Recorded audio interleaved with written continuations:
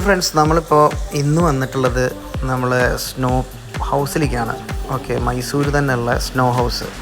ഇത് നമ്മൾ fish അക്വേറിയത്തിലേക്ക് ticket എടുത്തപ്പോൾ അതിൻ്റെ കൂടെ ഇൻക്ലൂഡിങ് ആയിട്ട് ഒരു ഓഫർ ഉണ്ടായിരുന്നു, കോംബോ ഓഫർ. അങ്ങനെ നമ്മൾ ഇവിടുത്തെ കോംബോ ഓഫർ എടുത്തു. ഞങ്ങളെല്ലാവരും കൂടെ സ്നോ ഹൗസിൽ പോയി. നല്ല അടിപൊളി സെറ്റപ്പാണ് കേട്ടോ ഈ സ്നോ ഹൗസിൻ്റെ അകത്ത്.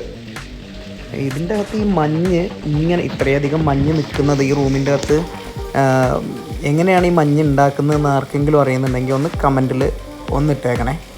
എനിക്കത് എത്ര ആലോചിച്ചിട്ട് മനസ്സിലായില്ല. എല്ലാവർക്കും ഭയങ്കരമായിട്ട് ഇഷ്ടപ്പെട്ടു കേട്ടോ. കുട്ടികളൊക്കെ അറമാദിച്ച് കളിച്ചുകൊണ്ടിരിക്കുകയാണ് അതിൻ്റെ ഉള്ളിൽ. നിങ്ങൾക്ക് കാണുമ്പോൾ മനസ്സിലാവുന്നുണ്ടാവും, ശരിക്കും ഒരു കാശ്മീരിലും ഇതിലൊക്കെ നമ്മൾ കാണുന്ന പോലത്തെ അതുപോലത്തെ ഒരു ഫ്രഷ് മഞ്ഞൊന്നുമല്ല. ഇതിനൊരു കളർ വ്യത്യാസമൊക്കെ കാണുന്നുണ്ട്.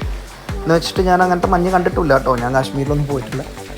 ഇനിവേ പോകാൻ ആഗ്രഹമുള്ളൊരു സ്ഥലമാണ്, എന്തായാലും പോകണം എന്നുണ്ട്. പക്ഷേ ഇതിങ്ങനെ ആർട്ടിഫിഷ്യലായിട്ട്